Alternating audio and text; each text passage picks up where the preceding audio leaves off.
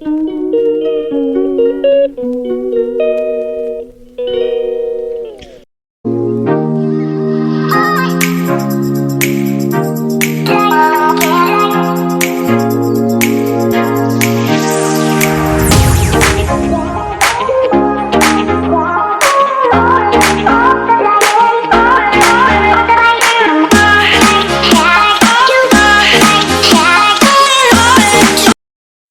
Everyone, good afternoon. কেমন আছো সবাই? আশা করছি সবাই খুব ভালো আছো, সুস্থ আছো। আমরাও খুব ভালো আছি। আমার চ্যানেল বিউটিস বিউটিফুল লাইফের নতুন একটা ভিডিওতে তোমাদের সকলকে অনেক অনেক স্বাগত জানাই। ভিডিওটা দেখাটা শুরু করবে কিন্তু একটা লাইক দিয়ে। তো এখন দুপুরবেলা, না দুপুর ঠিক নয়, এখন হচ্ছে ওই 4:15 মতো বাজে। দেখেছো, মেয়ে যাবে সুইমিংয়ে, ওর ব্যাগটা আমাকে বইতে হয়। ঠিক আছে, হালকা একটা ব্যাগ, তো স্কুল ব্যাগ, সেটা নিয়ে এখন যাচ্ছি সুইমিংয়ের দিকে। আসলে আজকে ওয়েদারটা বেশ সুন্দর হয়ে আছে, খুব একটা গরম নেই, তবে খুব যে একদম বা দারুণ সেটাও নেই। কোনো দিকে হয়তো বৃষ্টি হচ্ছে, তো তার ঠান্ডা আবহাওয়াটা এদিকটায় আসছে। তো চলো, সুইমিংয়ের কাছাকাছি চলেই এসেছি।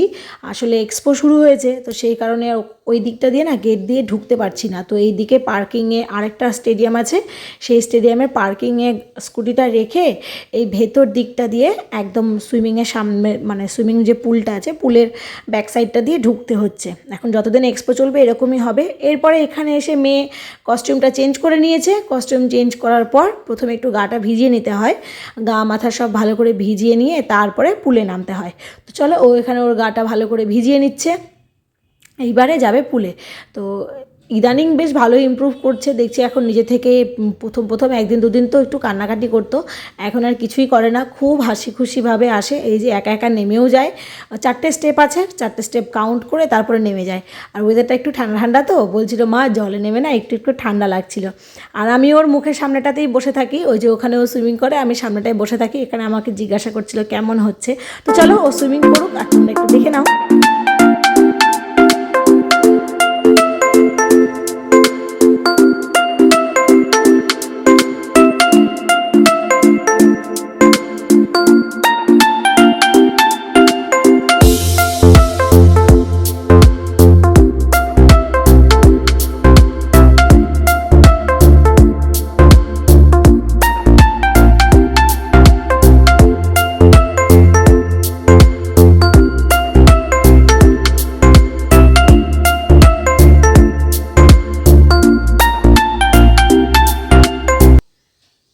এই তো সুইমিং আর কমপ্লিট। খুব বেশিক্ষণ হয় না, ওই 4:30 থেকে 5:10 পর্যন্ত। আসলে একদম ছোটো বাচ্চা তো, সেই জন্য এবার জল থেকে উঠে পড়েছে। চলো এবার ওকে চেঞ্জিং রুমে নিয়ে যাই, নিয়ে গিয়ে চেঞ্জ করিয়ে দিই। বলছিল মা খুব শীত করছে, খুব শীত করছিল। তো আগে গ্লাসটা খুলে দেবে, ওর বাবা বাইরে থাকবে, আমি ওকে নিয়ে গিয়ে চেঞ্জ করিয়ে নিয়ে আসবো। তো চলো আগে চেঞ্জটা করিয়ে নিই। চেঞ্জ করিয়ে আমরা ওকে একটু বিগ পুলে নিয়ে আসি। ও নিজে থেকেই আসতে চাই আর কি প্রতিদিন। আসলে ওই সাইডটায় আছে ছোটো পুল, মানে যারা নতুন ভর্তি হচ্ছে বা বাচ্চাদের, এটা বিগ পুল। এইটা হচ্ছে তোমার নিচটা ডিপটা না অনেকটা, এই সাইডটা যারা যাওয়া আছে ওই দিকটা আরও বেশি ডিপ। তো এইখানে খানিকক্ষণ দাঁড়িয়ে আমরা দেখি, বেশ ভালো লাগে। এখানে একদম যারা এক্সপার্ট হয়ে গেছে, যারা সব কম্পিটিশন বা ডিস্ট্রিক্ট লেভেলে খেলতে টেলতে যায়, তাদের জন্য আর কি। তো তারপরে ওই যে মেয়ের বায়না, মানে একদম মেলার মধ্যে তো ধরো ওদের সুইমিংয়ের পুলটা, তো এইবার মানে সপ্তাহে 3 দিন করে না চাইলেও আসতে হয়। আর এখানে আসলেই প্রতিদিন এক্সপোতে ঢোকার জন্য বায়না করে। তো আজকে দেখলাম ওয়েদারটাও বেশ ভালো আছে, আর এই সময়টা যেহেতু একদম সন্ধে এখনও লাগেনি, তো বেশ ফাঁকা ফাঁকাই আছে। তাই বললাম চলো আজকে ওকে একটু ঘুরিয়ে নিই, তাহলে আর প্রতিদিন ওরকম বায়না করবে না। ওকে বলেছি এই এখন একবার ঘুরবে, আর একদম লাস্টের দিকে একদিন ঘোরাবো, প্রায় মাসখানেক মতো থাকে। তো ওকে নিয়ে ঘুরতে আসলে কি হবে, এদিকে আমি এসে একটা নিচ্ছি। আসলে ওর এই যে স্কুল ব্যাগটা নিয়ে আমি আসি না, খুব অসুবিধা হয়, এক একটা জিনিস রাখতে হয়। তো সেই জন্য এখান থেকে একটা ব্যাগ নিলাম। তারপরে ক্লিপ দেখছিলাম, ফার্স্ট টাইম দেখছি আমার হাজব্যান্ড আমার জন্য আর মেয়ের জন্য নিজে থেকে ক্লিপ পছন্দ করছিল।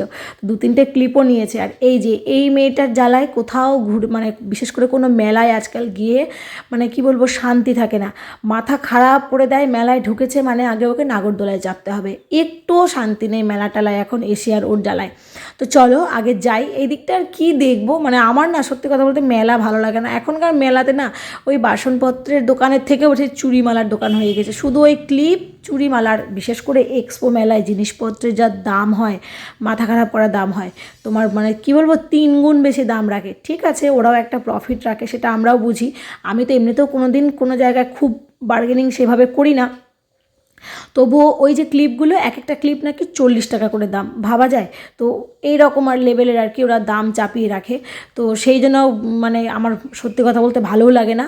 আর এই যে নাগরদোলা না তুললে তো শান্তি দেবে না, ঘুরতেও দেবে না ভালো করে। তো এইখানে ওকে একটা নাগরদোলায় চাপাচ্ছি। আর বড় যে নাগরদোল্লাটা আছে, হাজব্যান্ড এখন ওটাতে ওঠার জন্য মন মানে আর কি ওর ইয়ে করছে, আমাকে খুব করে পটাচ্ছিল।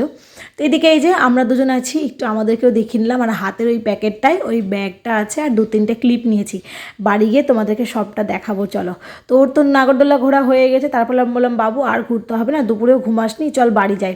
আর ওই যে পেছনে যে বড় যে ইলেকট্রিক নাগরদোল্লাটা ঘুরছে, ওইখানে ওঠার জন্য হাজব্যান্ড আমাকে অনেক রিকোয়েস্ট করলো। আমি বললাম আমি কোনোভাবেই উঠবো না, আমাকে যদি কেউ এসে লাখ টাকাও দেয় তবু আমি ওটাতে উঠবো না। তো এই বলে বাড়ি চলে এসেছি। আর তারপরে এই যে এগুলো কিনেছি, এই ব্যাগটা, ওটা তো তখনই তোমাদেরকে দেখালাম।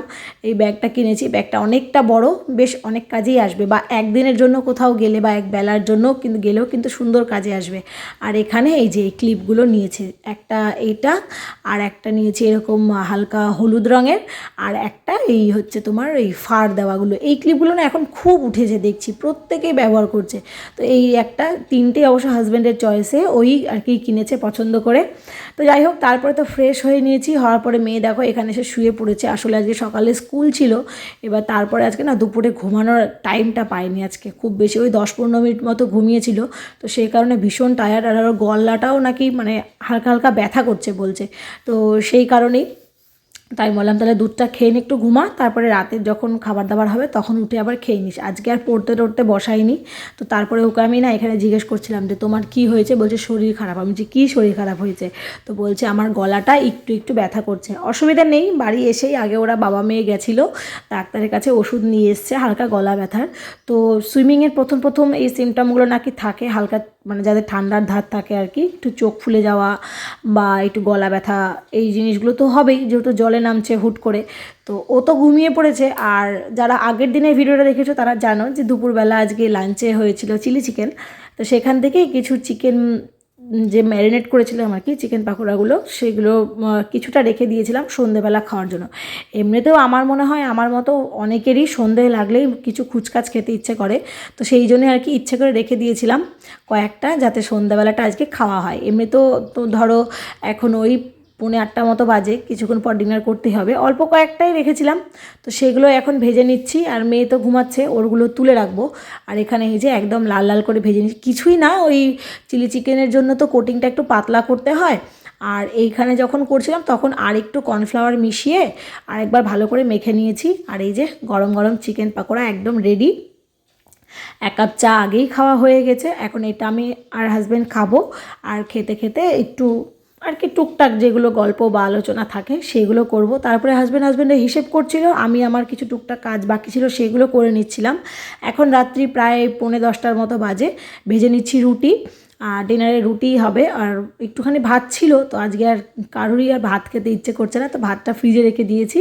আর এখানে এই যে গরম গরম রুটি ভেজে নিচ্ছি, এরপরে মেয়েকে তুলে 3জন মিলে একসঙ্গে বসে খাওয়া দাওয়া করে নেব। এদিকে রুটি কম হয়ে যাচ্ছে, আর এদিকে চিলি চিকেনটা একটু গরম করে নিচ্ছি, ঠান্ডা হয়ে গেলে না ভালো লাগে না। তো চলো খাওয়া দাওয়া করে নিয়ে ভালো করে একদম রান্নাঘর তো তোমরা জানোই আমি একদম পুরো ক্লিন করে তারপরে ঘুমাই। খুব অসুবিধা যেদিন না থাকে, না হলে ধরো ওই মাসে 1-2 দিন হয় যেদিন রান্নাঘর পরিষ্কার না করে ঘুমিয়ে যায়, বাদবাকি সব দিনে রান্নাঘর পরিষ্কার পরিচ্ছন্ন করে ডাস্টবিন বাইরে রেখে আগামীকালকে সকালের জন্য কিছু ড্রাই ফ্রুটস 3জনের জন্য ভিজিয়ে রেখে তারপরে এখন যাব স্নানে। স্নান বলতে কি আর কি একটু ফ্রেশ হব, ফ্রেশ হয়ে তারপরে আর কি ঘুমিয়ে পড়বো। তো চলো এই ভিডিওটা এই পর্যন্ত রাখছি। সবাই খুব ভালো থেকো, সুস্থ থেকো। ভিডিওটা কেমন লাগলো অবশ্যই জানিও, ভালো লাগলে একটা লাইক করে দিও। চ্যানেল নতুন হলে প্লিজ আমার চ্যানেলটাকে সাবস্ক্রাইব করে পাশে থাকা বেল আইকনটাও ক্লিক করে দিও। সবাই খুব ভালো থেকো, সুস্থ থেকো। দেখা হবে খুব তাড়াতাড়ি নতুন একটা ভিডিওর সাথে। আজকের মতো টাটা।